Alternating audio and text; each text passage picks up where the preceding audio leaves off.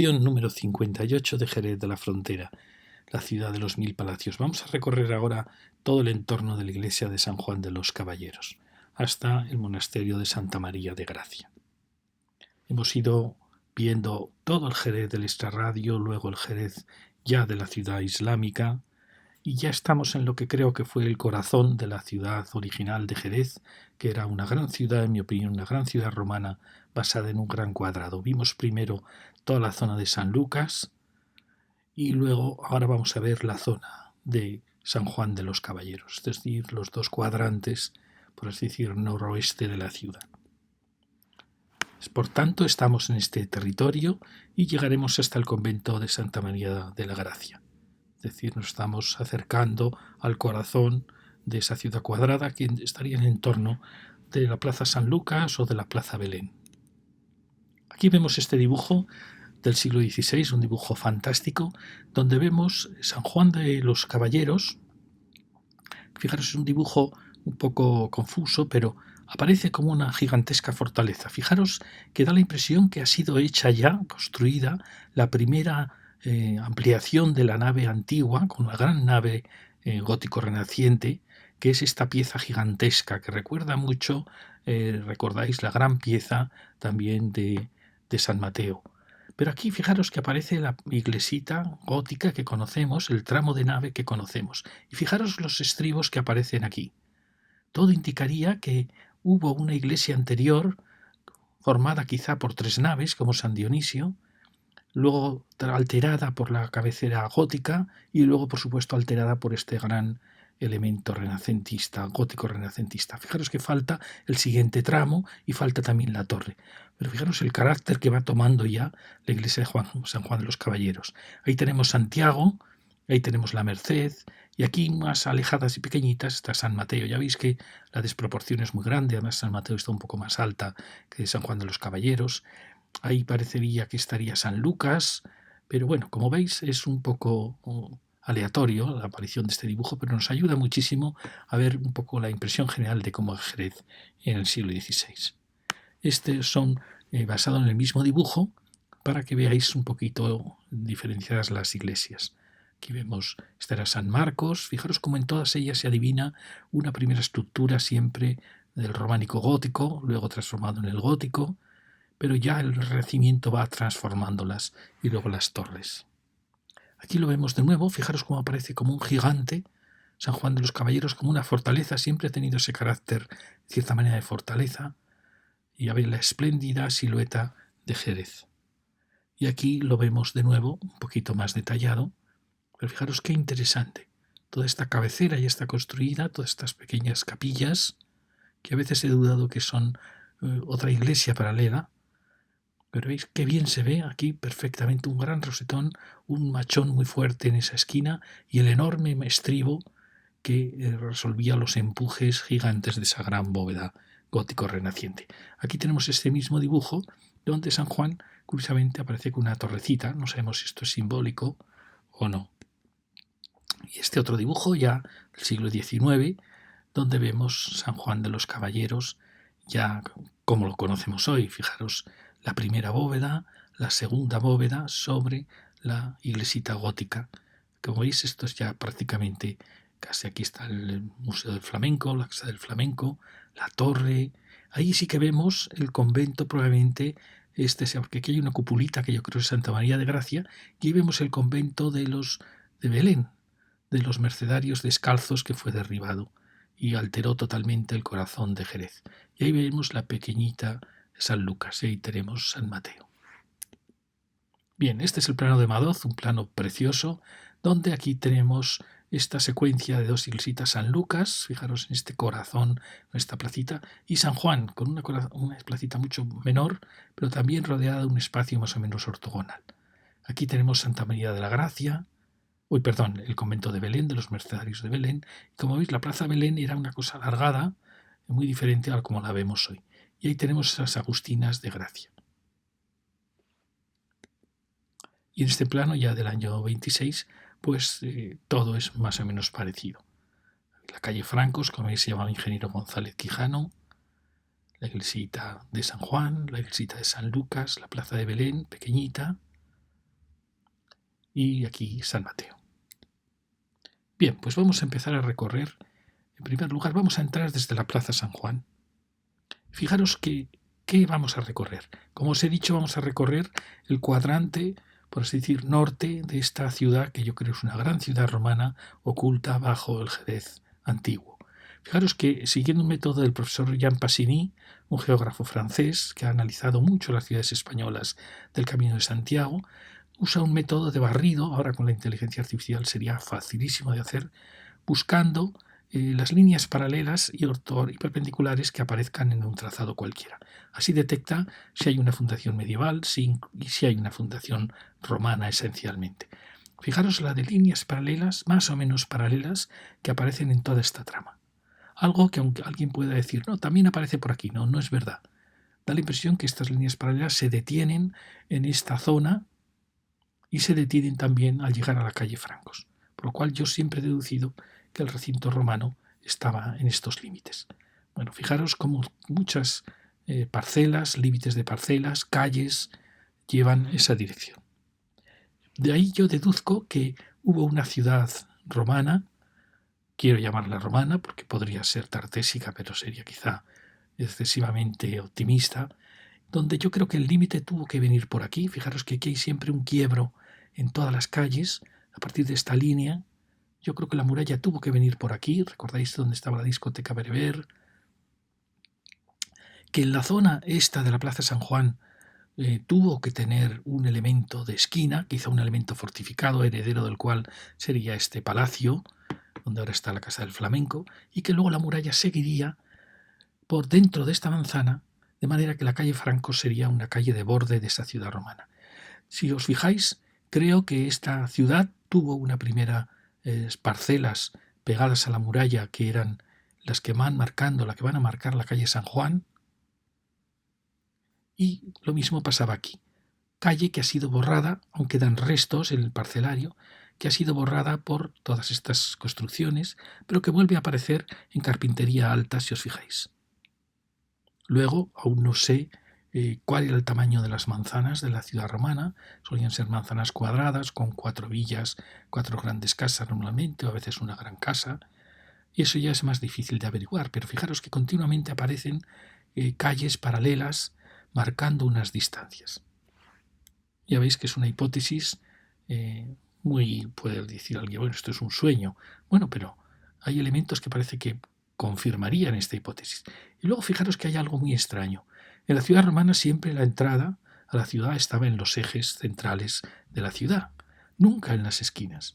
Sin embargo, algo sucedió para que las entradas principales a esta ciudad, fijaros que esta calle sería una calle que giraría, no tendría salida, la calle San Juan. Sin embargo, aquí hay una entrada extrañísima con varios requiebros. Esto podría ser muy típico de una adaptación árabe a la ciudad romana, que el mundo árabe siempre le gusta entrar con quiebros para hacer más difícil la entrada. Porque es curioso que pasó aquí y va a pasar en la Plaza del Carmen. Es decir, que las entradas a eje de la ciudad romana son cerradas, quizá por su peligrosidad, y se prefiere volver a entrar hacer la entrada en las esquinas. Una cosa un tanto extraña. Esta es otra, dentro de esa hipótesis, siempre os he hablado del pretorio. El pretorio era un elemento más fuerte dentro de la ciudad romana, como una especie de último castillo, donde estaba el gobernador de la ciudad, que suele estar en el centro de uno de los lados. Podía estar aquí, en el lado sur, aquí, o en la zona de las bodegas de Tío Pepe. Yo creo, una de las posibilidades es que estuviera aquí. Aquí hay un gran palacio que dice la leyenda que tenía fosos, torreones, fosos de agua. Yo no sé si podría coincidir, como veis, con este gran palacio que hay aquí, ya muy cerquita de la Plaza San Lucas. Y también es posible que, fijaros la dirección de estos templos, no es una dirección cristiana, tampoco es una dirección árabe, y sin embargo es una dirección que es paralela, si os fijáis, a las calles que forman esta malla de la ciudad. Por lo cual yo creo que aquí hubo un templo de esta ciudad romana, probablemente, y sobre ese templo se edificaron los santuarios paleocristianos, luego las mezquitas y por último los templos cristianos. Pero es muy extraño porque el mundo cristiano siempre se orientaba hacia el sol naciente, o sea, hacia allí. Y es raro que estas primeras iglesitas tengan esta orientación. Quizás es porque están sobre un templo romano que sí que se adaptó a la trama de la ciudad. Aquí os vuelvo a mostrar la trama, pero ya con sus líneas perpendiculares, y como veis, esto no es un esquema medieval. El esquema medieval son siempre calles únicas con muchas parcelas estrechas paralelas. Eso no se da aquí, por lo cual yo deduzco que aquí, aunque está muy borrado, hay una enorme, una gran, una fascinante ciudad romana. Bueno, pues vamos a recorrer ya este rincón. Fijaros lo que os decía. Qué extraño, esta calle que aparentemente no tiene salida. Se ve que tampoco los caminos iban hacia ella. Fijaros que los caminos la van como rodeando, porque probablemente esta entrada es una entrada muy posterior y es una entrada fortificada que se hace para que sea muy difícil entrar y captura estas dos calles de la vieja ciudad. Estas dos calles, esta está casi intacta en parte de su recorrido y esta está ya borrada. Bien, este es el punto extraño. Fijaros, todo da la impresión de que esta es una esquina de esa vieja gran ciudad, probablemente con un elemento fortificado donde después se construyó este palacio. Fijaros la entrada en quiebro, tan típica del mundo árabe y tan difícil de acceder. Fijaros que aquí nos llega la calle Chancillería, otra calle que la vimos en otra lección, y aquí empieza la calle Francos, y es un cruce de caminos entre una puerta nueva de la ciudad. Esta es la calle San Juan, que viene desde Santiago. Aquí tenemos este gran palacio y ya nos metemos hacia él. Tenemos una casa muy bonita, restaurada, unos colores muy amenos y sobre todo fijaros cómo ayuda. Las contraventanas blancas visten muchísimo una casa. Y también a veces el balcón en blanco, que a veces para algunos es una aberración, pero fijaros la elegancia que le da, la dulzura que le da esa fachada.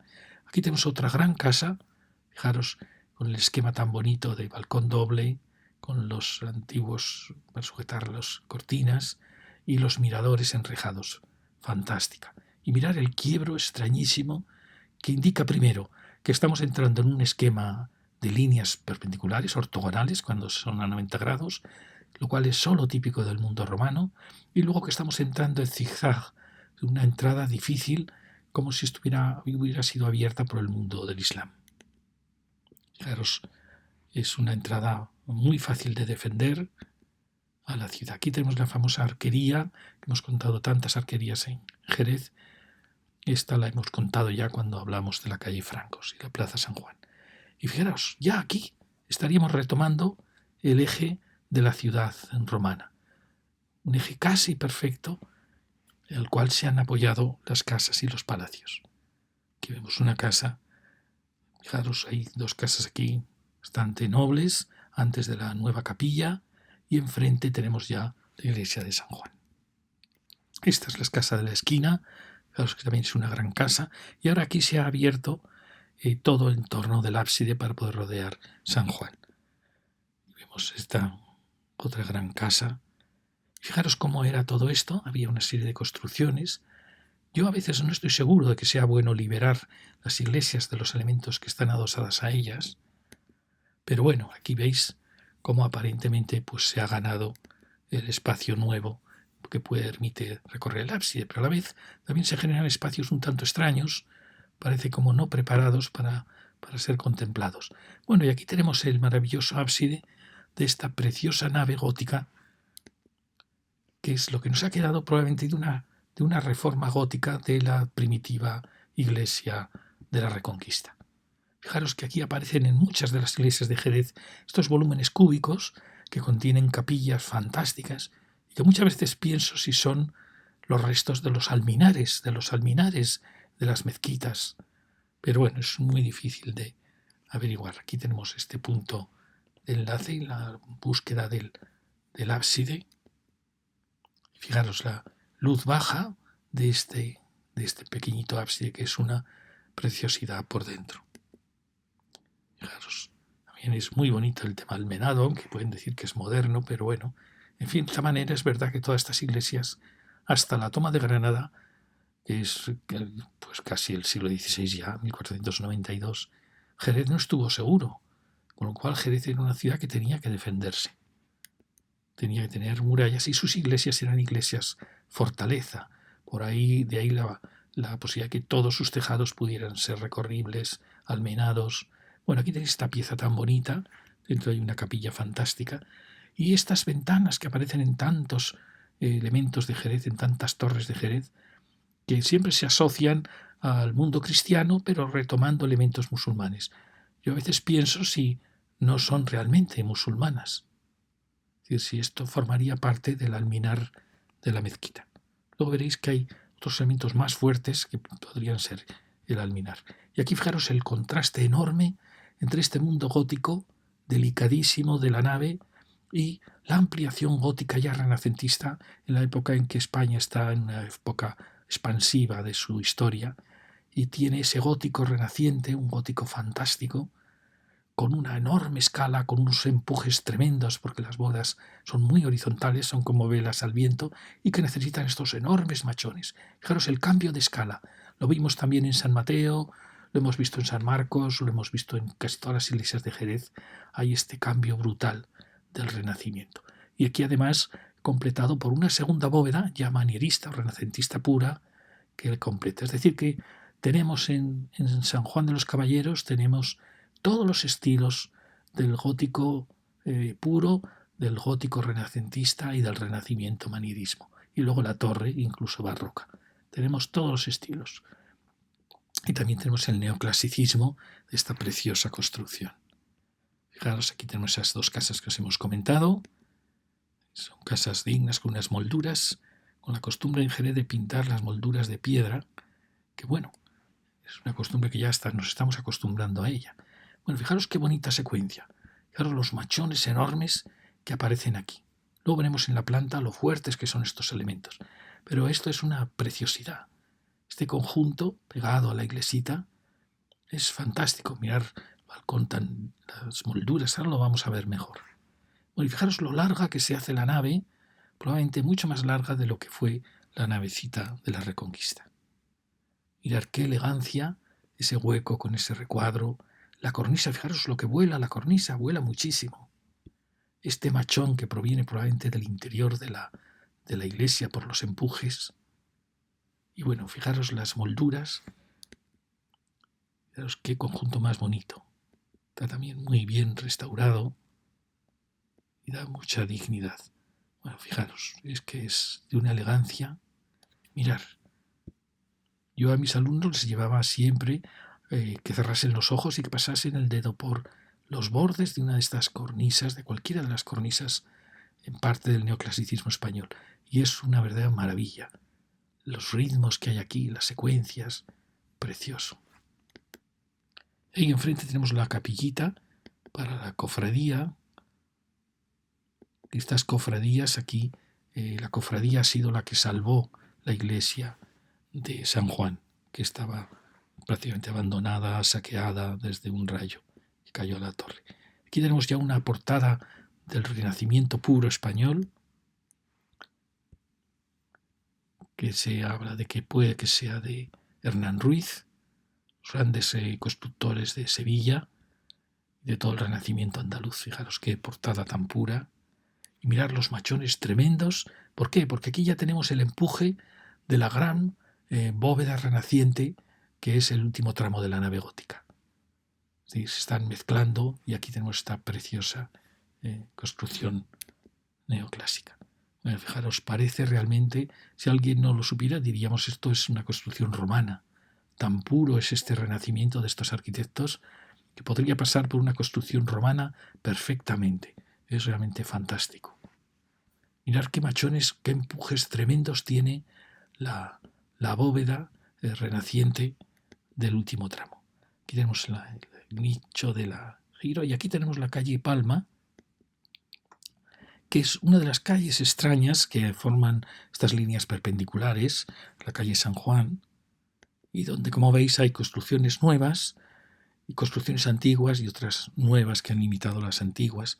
Aquí tenemos un edificio curioso, porque fijaros que es piedra de sillería, con una cornisa preciosa, que forma además como un torreón, como si él continuase con una construcción mayor. No sabemos si realmente pasó eso, es decir, si formaba parte de un gran palacio y la mitad ha sido derribado, pero es una pena porque fijaros qué elegancia tiene y también este gesto de la moldura que sale. Tuvo que ser probablemente una gran construcción y la construcción moderna pues ha imitado esa silueta con esta ruptura para los huecos de la cornisa, en fin. Pero veis siempre que la escritura moderna aparece, a derecha e izquierda, pierde carácter a las calles. Aquí está este punto, que recordáis que hablábamos cuando estuvimos por la calle La Palma, la calle Justicia, que quizá este era el punto en que pasaba la muralla de la ciudad romana. Fijaros que a partir de aquí hay un quiebro, esta es esa construcción nueva, también se dice que había ahí un patio gótico que fue derribado, esta es una casa noble que veíamos aquí, y era la calle de la Justicia, que tenía pocos elementos, y fijaros estos enigmáticos quiebros que pueden ser, sin más, por una construcción moderna que se alinea, pero es curioso también este giro de la alineación, aquí algo raro está pasando, como veis. ¿Veis este giro?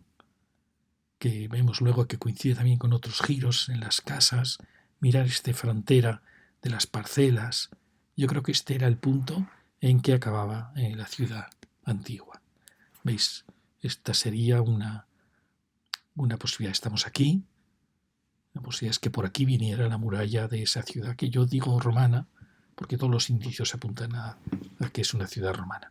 Por supuesto, otra posibilidad sería que la línea viniera un poquito más lejos, pero da la impresión que es el punto clave. Aquí veis estas calles que están apareciendo todo el rato, que indican clarísimamente siempre una ciudad romana y que suelen coincidir con el tamaño de las ínsulas romanas, de las domus romanas, y muchas veces pasa que los palacios renacentistas, sin saberlo, vuelven a reconstruir las casas romanas que hay sepultadas debajo, como por ejemplo este gran palacio. Fijaros que coincide con dos calles, probablemente de la trama de la ciudad romana. Bueno, aquí vuelvo a mostraros esto para que veáis cuáles serían quizá las calles importantes. Lo veremos luego. Si era esta, salimos a esta plaza, si era esta otra. Y aquí tenemos ya, vamos acabando la iglesita y llegamos a este gran palacio. Por desgracia, ha sido muy alterado, que es un gran palacio renacentista. Unos muros en sillería que han sido pintados con una portada fantástica. Aquí tenemos ya estos refuerzos finales de la torre. Bueno, fijaros qué palacio fantástico. Palacio Melgarejo, que da nombre a la plaza. Mirad qué portada tan elegantísima, donde retoma cosas que luego tomará Jerez, que son estos refuerzos de la puerta, que va a ser el símbolo de las casas que quieren ser palacio. Fijaros que se ha reducido mucho la puerta original. Y luego, como veis, todo pintado. A mí me asombra. Pero bueno, también el Partenón estaba pintado. Quizá el mundo de Jerez es más culto y sabe más que y nosotros imaginamos esto precioso en la piedra vista, pero ellos lo pintan. También los griegos lo pintaban. Es una pena, sí que es una pena la alteración que ha habido de los huecos del palacio. Me parece asombrosa, por moverlo unos centímetros han alterado totalmente los huecos, porque este palacio restaurado es un palacio, una fachada imponente. Pero veis, el hueco original venía aquí, por esta tontada de moverlo 50 centímetros, han alterado toda la fachada. Me parece increíble. ¿Quién pudo hacer esto? Me parece increíble, porque además deja la fachada, ya veis, también baja, cambia el dintel, porque el dintel estaba aquí, tiene que crear un nuevo dintel. Me parece asombroso. Ahí tenemos el hueco de arriba, fijaros, dentro de la tradición española del Renacimiento, con huecos muy aplastados, muy cuadrados, y las cadenas que indican que aquí vivió o estuvo hospedado un rey. ¿Veis los huecos? Aún así, como estos han seguido un poco el ritmo de los antiguos, pues el palacio mantiene ese empaque, pero fíjate qué bonito sería reconstruir los huecos originales. Aquí lo vemos de nuevo, fijaros qué pena. ¿Cómo se pudo hacer esta reforma para, no sabe qué, lograr un hueco más, quizás? Aparte que ya veis que esto produce grietas en los palacios al romper así toda su estructura. Aquí tenemos la parte baja. Suponemos que también parte alterada. Y mirar la cornisa que vuela mucho, es curioso. Es una cornisa que vuela mucho. Y luego la austeridad que tiene este renacimiento español en todos sus gestos. Bueno, mirar los mútulos de la cornisa que dicen que en el templo griego eran taquitos de madera que sujetaban las vigas de madera al ir construyendo el templo, que pasaron a ser de piedra. Otros dicen que son las gotas de agua que quedaban tras la lluvia, transformadas en piedra. Ahí tenemos el fantástico palacio, es un palacio de grandes dimensiones. Aquí lo vemos, fijaros. Coincide después con esta zona de que era del antiguo palacio, que no sabemos si en origen llegaba hasta aquí. Esta es ya la casa nueva. Bueno, aquí tenemos lo que era este palacio, que quizá en origen quiso completar un patio entero. Aquí vemos las construcciones nuevas, ya veis cómo la nueva arquitectura ha ido invadiéndolo todo, llenando todo de densidad. Y fijaros por dentro, como es un hotel, fijaros qué maravilla la secuencia de huecos en un espacio único. Es fascinante esto. Fijaros qué preciosas salas. Ya veis que no son muy profundas, eso hace aún más. Aquí vemos lo que ve el cielo y ahí vemos la torrecita del convento de Santa María de Gracia y ahí vemos la catedral. Y bueno, vamos a rodear ya San Juan de los Caballeros. Fijaros lo bonito que es que en Jerez tenemos las iglesias de los evangelistas. Eso no lo he visto en ninguna ciudad. Tenemos San Marcos, tenemos San Juan, porque normalmente San Juan en España suele ser San Juan Bautista. Es raro que sea San Juan Evangelista. Aquí es San Juan Evangelista. Luego tenemos San Mateo y San Lucas, los 4 evangelistas. No lo he visto en ninguna ciudad de Europa esa secuencia, solo en Jerez. Y es fascinante porque las 4 son iglesias fascinantes. Bueno, ya veis aquí cómo se ve que hay extraños cambios de giro, como si hubiera habido un primer eje que hubiera sido el de la iglesita gótica, luego un giro en la iglesia ya renacentista gótica y un nuevo giro, un pequeño giro en la iglesia ya puramente renacentista. Fijaros también todas las grandes capillas que hay, que a veces uno piensa que la primitiva iglesita era esta, y luego las secuencias, lo que decíamos, el posible alminar, pero luego veremos que hay elementos más apropiados para ser el alminar por tener los muros mucho más gruesos. Bueno, ya veis que es un conjunto muy, muy importante. Aquí fijaros en este hueco renacentista y este hueco emocionante de lo que es la bóveda casi manierista. El manierismo es un renacimiento más pleno, más austero, más violento. Coincide con Felipe II, con Juan de Herrera, en el Escorial. Fijaros, luego veremos el cambio de huecos de una iglesia gótica renaciente a una iglesia renaciente plena. Y mirar los machones enormes por los empujes de esas bóvedas cúpulas que tenemos. Entonces aquí uno se plantea, sin recorrer aún la iglesita, uno diría, bueno, pues aquí hubo un templo romano, siguiendo la trama de la ciudad, un santuario, como había muchos. Los cristianos, uno supone, adoptaron ese templo, a pesar de que no estaba orientado como ellos hubiesen querido, que hubiera sido hacia el este. Esto pasa en algunos templos romanos de España. Luego llega el Islam, y el Islam orienta más hacia el sureste su mihrab, su mirada hacia la Meca, y dónde estaría el alminar. Esto es sin más, como veis, son hipótesis. Y después vendría la iglesia de la Reconquista. Luego veremos que tengo otra hipótesis, que casi coincidiría con la navecita gótica, pero sería más larga, luego derribada por la nave gótica. Y sobre esa iglesita renacentista luego vendrían sobre esa iglesita de Reconquista vendrían las 2 bóvedas, la gótico renaciente y la renaciente plena, que serían esta y la siguiente. Luego veremos que la hipótesis cambia al recorrer la iglesia. Aquí tenemos 2 grandes naves que forman la Plaza Belgarejo y fijaros qué maravilla. Como os dije antes, esto que se cree que puede ser de Vandelvira, los grandes arquitectos de Renacimiento español. Fijaros, alguien diría que esto realmente es una construcción romana. tan puro y tan fuerte es este renacimiento que es ya el de Juan de Herrera. Y yo pienso, ¿qué habría en estos nichos?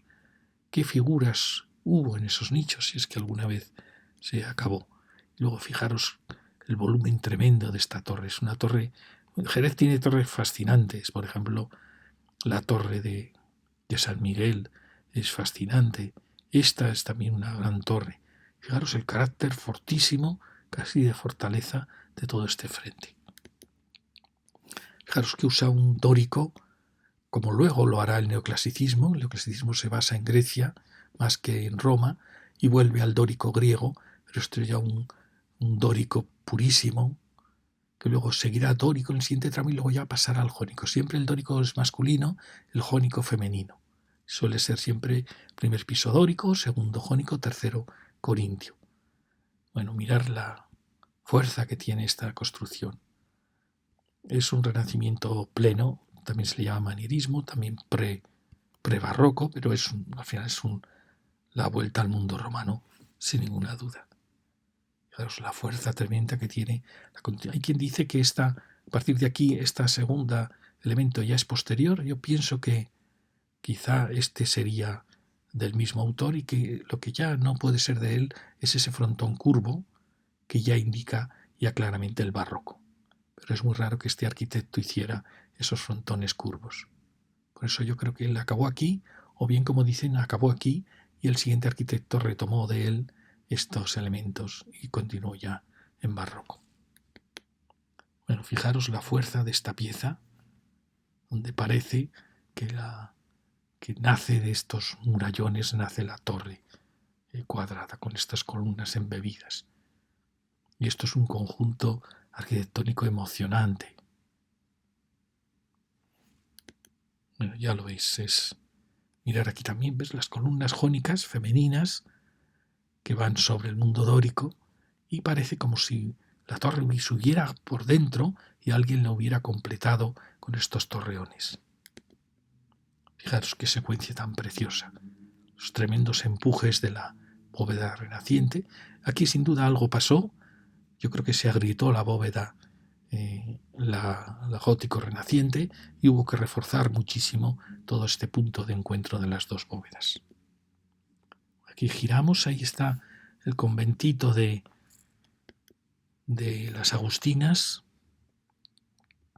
ermitañas, y esto es como estaba antes, que ahora ha sido liberado. ¿Veis? Ha sido liberado para poder rodear la iglesia.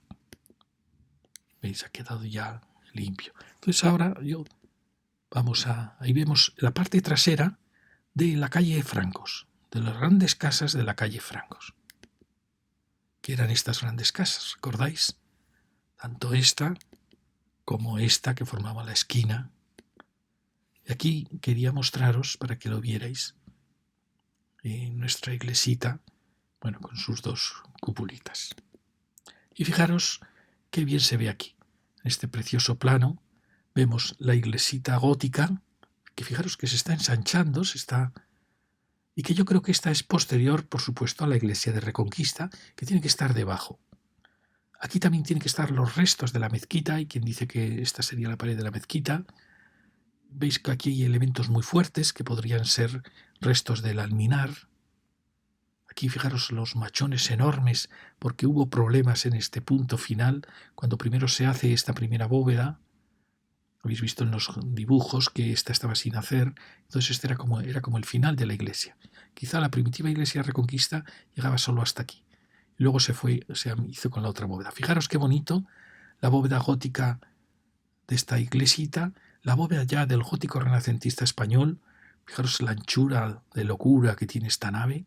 Y luego ya la bóveda renacentista fantástica, como una especie de cúpula, la bóveda vaída, como una cúpula que cubre el último tramo. Y ya, por supuesto, mirar la impresionante torre con estos machones fortísimos. Da la impresión a veces que estaba planteada con dos torres, una a cada lado, en vez de una torre central. No sabemos cómo pudo ser. También la Catedral de Valladolid, que es de la época también de Herrera, también tenía previstas unas torres en las esquinas. No lo sé. Fijaros aquí también el cambio de las capillitas góticas a las capillitas renacientes. Y las dudas que yo tenía de si aquí, en todos estos machones, no estaba la primitiva iglesita de la Reconquista, no estaba aquí, paralela a la iglesia ya gótica posterior. Bueno, mirar qué preciosidad. Se retiró el retablo central, bueno, y se liberó el claustro. Hay que decir que el arquitecto Esteve hizo una gran reforma, abrió estas puertecitas nuevas, pero bueno, es verdad que dejó la iglesita muy pura. Mirad qué bonita, es una preciosidad. ¿Veis? Es como una iglesia que está sumando distintas iglesias de forma telescópica, y esta probablemente está sobre la primitiva iglesia de Reconquista, que sería una iglesia quizá de madera, como es San Dionisio, con un ábside con bóveda. ¿Veis? Esto es lo que extraña mucho, lo vimos también en otra iglesia de Jerez, por lo cual yo deduzco que quizá la primitiva iglesia de Reconquista, sobre la mezquita, tuvo 3 naves, porque es demasiado ancha este tramo para hacer un gran arco con madera. Quizá era como San Dionisio, con 3 naves y con un pequeño ábside aquí, luego suprimido, para hacer esta navecita gótica. Y luego, por supuesto, todo se derribó para hacer la enorme bóveda renaciente, gótico renaciente. Mirad, aquí se ve ya el cambio.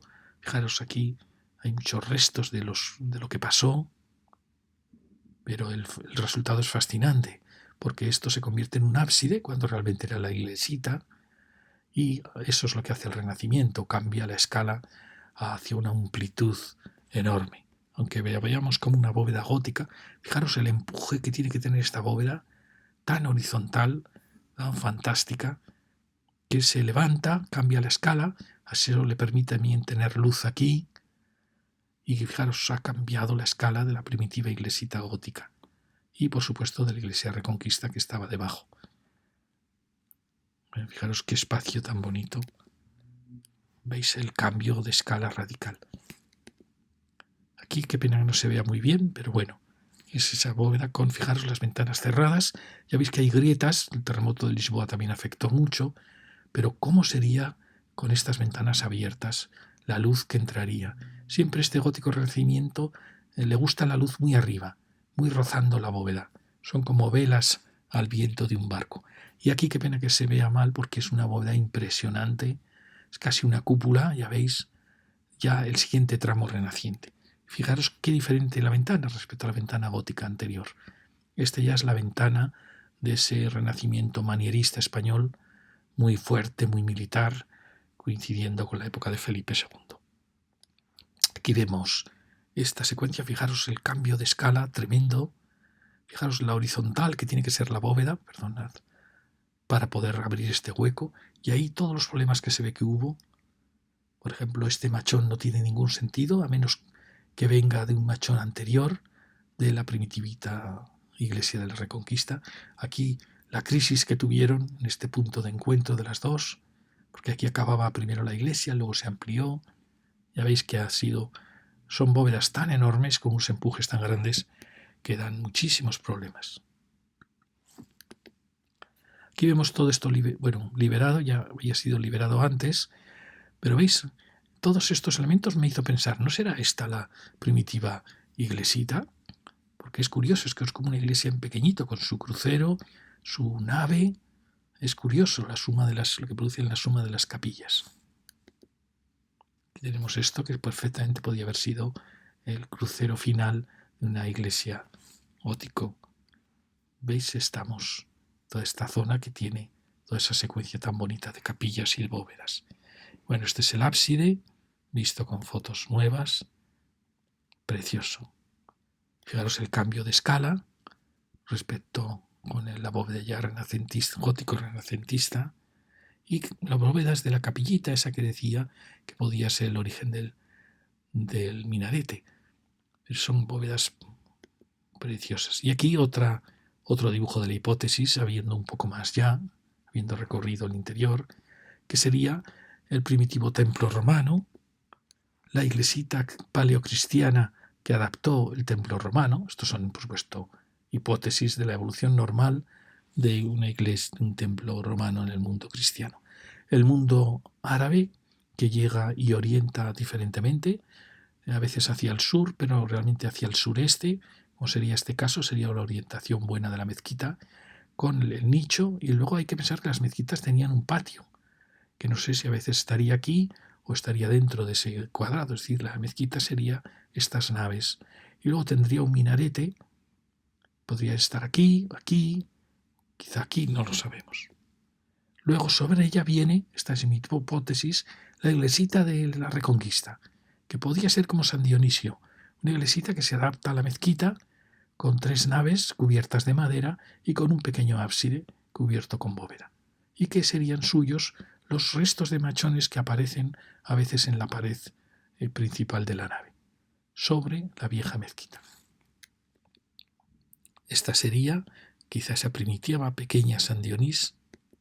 Luego es derribado este ábside y se hace la maravillosa nave gótica del ábside actual, dejando de momento probablemente la primitiva iglesita mudéjar de la Reconquista. Luego ya, tanto el gótico renaciente como el renacimiento hará las dos, derribará todo esto y hará estas enormes naves reforzando todos los machones y prepara ya la torre. Como veis, una secuencia fantástica para producir esta maravilla. Bueno, y ahora vamos a ver solo la torre. Claro, esta postal tan bonita cuando aún la puerta estaba sin que la restaurara la hermandad. Es asombrosa la labor que ha hecho la hermandad con esta iglesia, que la ha salvado realmente. Querían convertirla, el ayuntamiento, en un centro cultural, una sala. Qué pena, lo mismo que pasó con los jesuitas. Por fortuna, gracias a la hermandad, se salvó. Bueno, mirar la secuencia tan impresionante de este primer elemento, y a partir, lo dicen los historiadores, que a partir de aquí, con este, es verdad que esto es un elemento muy achatado, y probablemente este arquitecto no hubiera hecho. Y fijaros, frontón curvo, luego un gótico, es decir, va sumando todos los elementos, preparando telescópicamente el campanario. Pero es una maravilla de torre. Luego fijaros este carácter que se ve en todos los grabados, amurallado, como una gran fortaleza de Dios. Y tenemos otra de las cúpulas maravillosas de este arquitecto, la entrada, el águila de San Juan. Y bueno, es emocionante ver este conjunto. Es su escalonamiento, la fuerza que tiene, la sucesión de estilos, cómo va preparando el barroco, con una cupulita ya casi rococó. Fijaros qué bonito es. Además se ve que hay muchas manos diferentes, muchas mezclas de ritmos. Fijaros aquí sobre esas pilastras jónicas que representan el mundo femenino, se impone el mundo que viene de abajo con este enorme frontón, este enorme hueco ciego. Y luego aquí vuelve, parece que está preparándose lo mismo. Fijaros, el mismo gesto de un hueco que rompe el frontón, parece que estaba preparándose aquí, y da la impresión que aquí hubo una alteración del proyecto original, quizá venía con un elemento cuadrado y se acaba con una cupulita ovalada. Mirad qué preciosidad. Bueno, es emocionante, ya lo veis. Y es el arquitecto que hizo esta torre, pues es el mismo que es Vandelvira, que es el que colaboró, heredero de Juan de Herrera, el del Escorial, en la Lonja de Sevilla, ahora el Archivo de Indias de Sevilla, y se ve la fuerza que tiene este patio, esa misma fuerza de esa base. Fijaros, con el dórico y el jónico, masculino y femenino encima. Recuerda mucho esta primera parte de la torre. Aquí vemos, fijaros, estos elementos riquísimos de la cornisa. Bueno, es una torre emocionante realmente. Fijaros, fotografías tan emocionantes de noche. Bueno, y sigamos. Seguimos por la calle San Juan, acabamos el Palacio Melgarejo, llegamos a esta nave, a esta nueva zona, se ha quedado como un albergue turístico. Fijaros qué bonito reconstruir, con pequeños elementos, reconstruir los elementos estos de Jerez. Y aquí llegamos a otra calle misteriosa que viene del norte, también paralela, y a ese gran palacio que lo vimos en otra lección. Y este punto que no sabemos qué pasará aquí. Ya veis, ahí vemos esa calle. Vamos a seguirla para que os acordéis de dónde venía. Estamos aquí.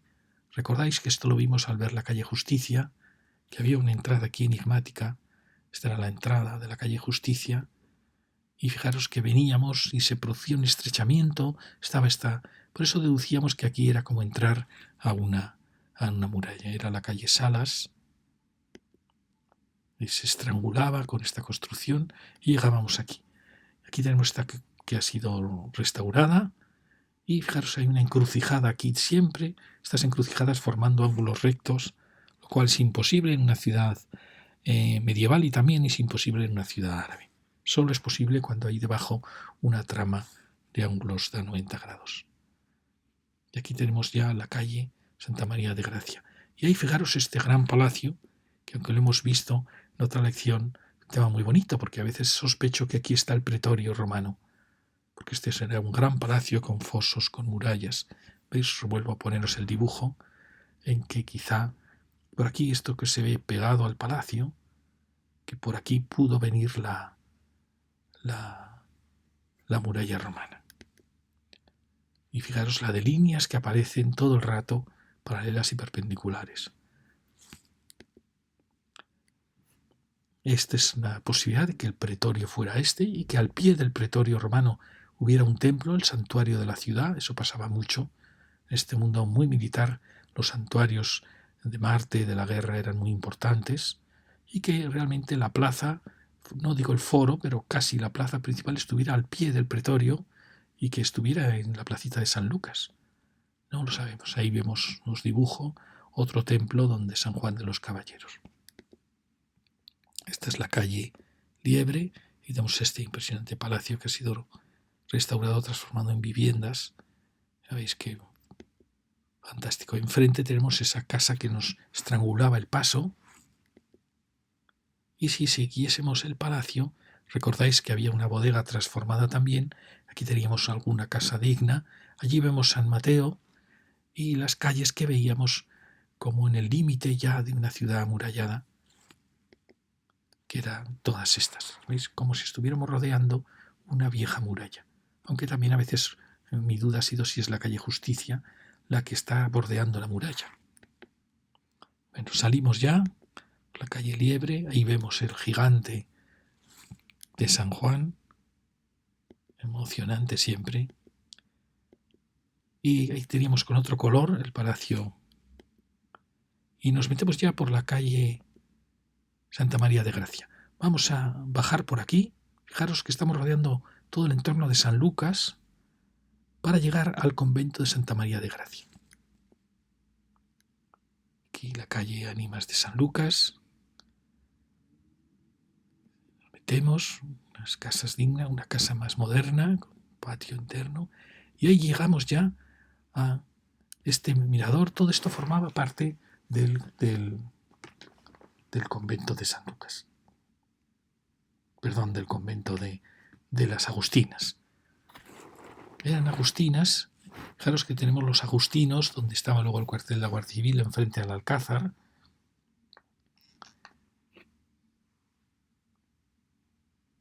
Quería buscar. Nos metemos estrangulados y aparece ya todo lo que formó parte del convento de Agustinas. Fijaros que es una encrucijada muy compleja, donde en la siguiente lección vendremos por esa calle, que es la heredera de Carpintería Alta. Vemos las rejas de esta casa, una casa noble aquí en esta esquina. Fijaros, dos quiebros continuos. La torre, fantástica torre. No hay demasiadas torres así en Jerez. La torre Mirador, que solían ser los conventos de clausura para estar a la tarde cosiendo, trabajando. Eran miradores que tenían para ver el paisaje. Preciosos. Y aquí sorteamos esta casa y encontramos ya el volumen de la nave del conventito. Fijaros qué puerta tan bonita, barroca, un manierismo barroco ya, en lo que es el conventito. Y la nave de ese mundo ya barroco, que usa unas naves herederas del mundo de los jesuitas, unas naves muy austeras, muy sencillas, naves únicas, con a veces capillas a los lados. Aquí vemos que estamos ya en Ponce de León. Aquí hay una construcción nueva muy interesante. Fijaros el cariño con el que se han hecho las puertas y luego este juego de volúmenes con una terraza bueno, me parece muy, muy bonito.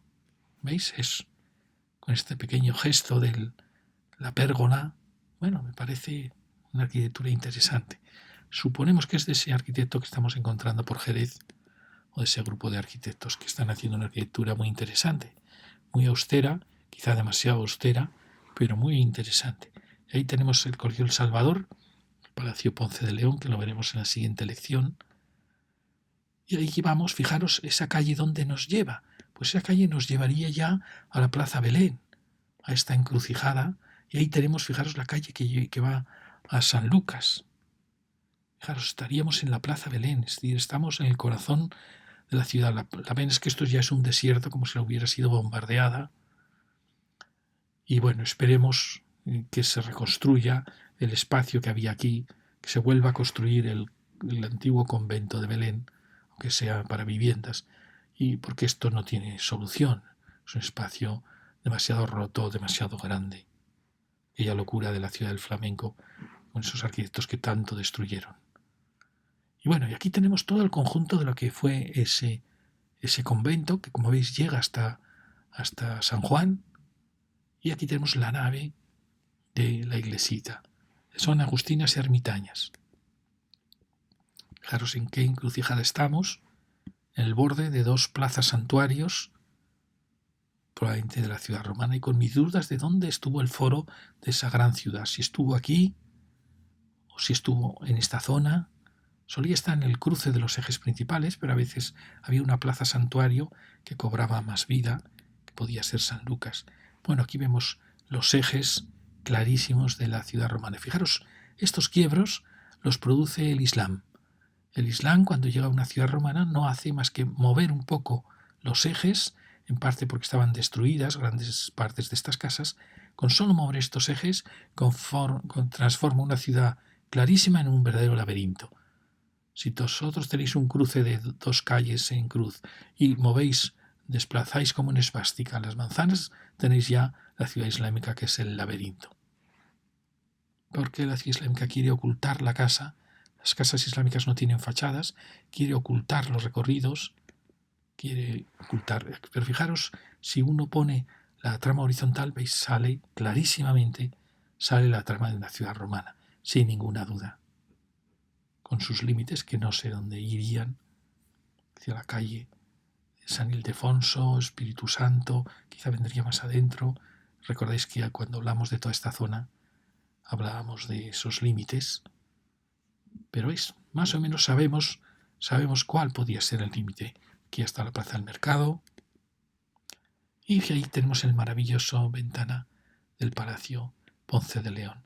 Esta ventana fantástica de esquina. Siempre el Renacimiento busca solares de esquina porque le gusta el cubo aislado. Va a pasar como luego pasará con el movimiento moderno en el siglo XX, que rompen la ciudad porque quieren volúmenes aislados, utópicos, como si estuvieran villas en el campo. Y esta es la ventana que mira hacia el convento que ellos mismos habían patrocinado, de las Agustinas Ermitañas, y que tiene la frase: todo perece excepto el amor a Dios. Y ahí tenemos el convento. Vamos a meternos por esta preciosa calle Laviz, una calle muy bonita, muy silenciosa, con su gran puerta, y este tema tan fotografiado del gran arco en lo que era el conjunto del convento. Claro, es que es verdad que la España de los conventos barrocos restaura la ciudad islámica, porque son todo mundos secretos llenos de muros, de tapias, con jardines interiores, son como palacios islámicos. Es más, lo decía Lorca, esos conventos donde las monjitas solo hablan de amor, son como, es un poco irreverente decirlo, pero son como conventos de huríes dedicados a su Dios, conventos de muchachas que solo aman a su Dios. Y tiene mucho que parecer con ese mundo oriental de las mil y una noches, la ciudad española del barroco. Continuamente España va reconstruyendo sus mitos. Fijaros qué bonita el final del convento, y este es el interior fantástico. Solo es una nave con una cúpula, pero con un retablo maravilloso. Fijaros qué retablo. Y bueno, y aquí tenemos nuestras monjitas, que digo, estos conventos son los que hacen que el mundo aún exista. Si el mundo no ha sido destruido por una hecatombe, es porque estas monjitas rezan por él. Fijaros, aquí os he puesto todos los conventos, y me quedan muchos por poner, todo lo que fue los colegios, los conventos religiosos en este Jerez del barroco.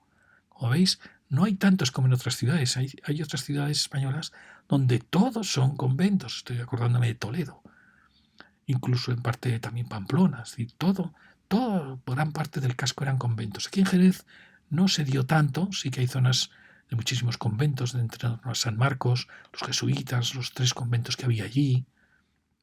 Hay conventos. Después aquí os he puesto, esto es un poco trampa, pero os he puesto los salesianos, es decir, San Juan de Dios, los capuchinos, pero bueno, es verdad, Compañía de María, es verdad, sería pues todo el mundo que ha sido del cristianismo tan importante en Jerez, en la historia de la ciudad. Todos son elementos de oración a Dios, de enseñanza, de educación cristiana. Y ya en el mundo moderno, pues también, aquí veis, pues bueno, algunos colegios, las nuevas iglesitas, pero como veis se va borrando la huella del cristianismo en los nuevos barrios. Bueno, vamos a seguir por la calle La Vid y ya vamos a acabar girando este punto tan bonito, porque chocamos contra el muro de lo que es la calle Francos, que como veis claramente era una muralla. Estamos girando, llegamos a esta placita, fijaros aquí una preciosa portada de otro antiguo palacio, y giramos. Todo esto son construcciones adosadas a la muralla que corría al lado de la calle Francos. Por eso esta sensación de no poder salir, de dificultad. Es una sensación preciosa, son espacios muy muy bonitos por lo silenciosos que son y también por esa sensación de que forman parte de una ciudad compacta, pero donde aparecen continuamente los ejes, como veis, a 90 grados. Todo el rato nos están apareciendo. Un espacio muy bonito. Fijaros, estamos aquí, hemos venido por esta calle de la Vid, que probablemente sigue un trazado de una vieja calle romana. Hemos llegado hasta esta otra que luego queda borrada, pero volveremos a aparecer en Carpintería Alta. Y fijaros que aquí estamos al lado probablemente de la muralla que corría paralela a la calle Francos. Ahí tenemos la salida. Esta salida, recordáis, entre los 2 grandes palacios que formaban la calle Francos. Ambos gigantes palacios, precioso hasta allá la calle Francos, y enfrente teníamos el palacio que recogía a los niños abandonados. Pues muy bien, hemos acabado ya el recorrido y hemos contado muy pocos palacios. Fijaros que estamos en 1309, hemos contado 8 palacios más, estaríamos en 1317 palacios. Fijaros que en las últimas lecciones ya hay muy pocos palacios porque la zona fue poco a poco yendo abandonándose, aparecieron también las bodegas y también ha habido muchos derribos, muchas nuevas construcciones. Es una zona muy muy delicada porque es el origen de Jerez y sin embargo estamos alterándola muchísimo. Hay que tratar de reconstruir la densidad de lo que fue todo este territorio. Bueno, pues estaríamos en 1317 palacios. Y muchas gracias. En la siguiente lección iremos por Carpintería Alta y llegaremos hasta la Plaza Belén, al Palacio Ponce de León y a estos colegios para ir completando el corazón de la ciudad. Muchas gracias.